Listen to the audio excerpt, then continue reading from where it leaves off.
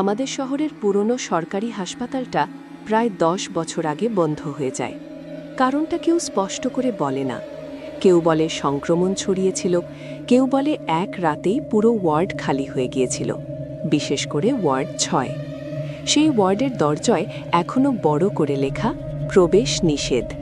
গত সপ্তাহে আমি আর আমার বন্ধু সাগর কৌতূহলবশত সেখানে যাই। বিকেল গড়িয়ে সন্ধ্যা, পুরো বিল্ডিং ফাঁকা, জানালার কাঁচ ভাঙা, করিডোরে ধুলো আর শুকনো পাতা।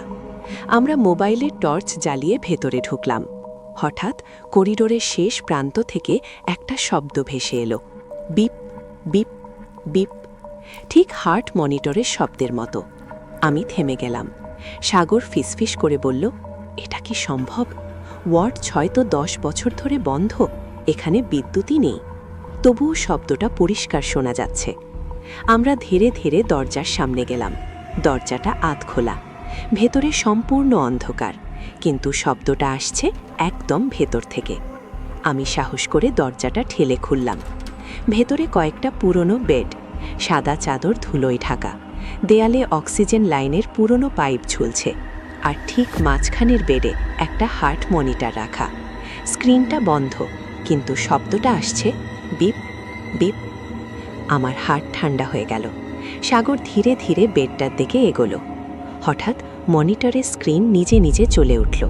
সবুজ লাইন ওঠানামা করছে, মানে কারো হার্ট বিট চলছে, কিন্তু বেডে কেউ নেই। ঠিক তখনই আমাদের পেছনে দরজাটা জোরে বন্ধ হয়ে গেল। পুরো ঘর অন্ধকার। শব্দটা দ্রুত হতে লাগল, বিপ বিপ বিপ।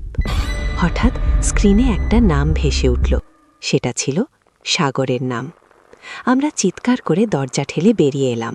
পরের দিন সকালে খবর পেলাম, 10 বছর আগে ওই ওয়ার্ডে যে শেষ রোগী ভর্তি ছিল তার নামও সাগর। কিন্তু আমার বন্ধুর জন্ম হয়েছিল সেই ঘটনার 2 বছর পরে। তাহলে প্রশ্নটা হলো, গত রাতে মনিটরে যে হার্টবিট চলছিল সেটা কার ছিল? আজ যদি তোমার নাম স্ক্রিনে ভেসে ওঠে, তুমি কি সেই ওয়ার্ডে ঢুকতে সাহস করবে? ভয় না পেলে সাবস্ক্রাইব করো, কারণ পরের গল্পটা আরও অন্ধকার।